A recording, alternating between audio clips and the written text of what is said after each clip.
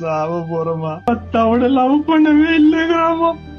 அவ யாரையோ எஸ்ஐய லவ் பண்றாளாமா. வைத்தீஸ்வர கோவில் எஸ்ஐய லவ் பண்றாளாமா. என்னால இருக்க முடியலமா, வாழவே பிடிக்கலமா, நான் செத்து போறேமா, அப்பா அம்மாவை மட்டும் சண்டை போடாம பாத்துக்கோங்கமான்னு வாய்ஸ் நோட் அனுப்பி குவைத்ல தூக்கு போட்டு கொண்டார் மயிலாடுதுறையை சேர்ந்த சரத்குமார். 10 வருஷமா சங்கீதா என்ற பெண்ணை காதலிச்சு வந்தாரு. ஒரு வாரத்துக்கு முன்பாக கூட 2 பேருக்குமே நிச்சயிக்கப்பட்ட மாதிரி ஒரு ஃபங்க்ஷன் நடத்தப்பட்டது. 5 வருஷமா குவைத்ல டிரைவரா வேலை செஞ்ச சரத்குமார் தன்னுடைய குடும்பத்துக்காக எதுவுமே பண்ணாம தன்னுடைய காதலிய மனைவியா மனசுல வச்சுக்கிட்டு 15 சவர நகை, 3 லட்சம் ரூபாய் பணம், அதுவும் பத்தாம காதலியினுடைய தாயாரின் சிகிச்சைக்கு பணம், காதலியினுடைய தம்பியை படிக்க வைக்க பணம், இப்படி எல்லாத்தையுமே அங்கவே கொடுத்திருக்கிறாரு. கொஞ்ச நாளைக்கு முன்னாடி சங்கீதா தன்னுடைய பைக்கை காணோம்னு சொல்லிட்டு வைத்தீஸ்வரன் போலீஸ் ஸ்டேஷனுக்கு கம்ப்ளைண்ட் கொடுக்கிறதுக்காக போயிருக்காங்க.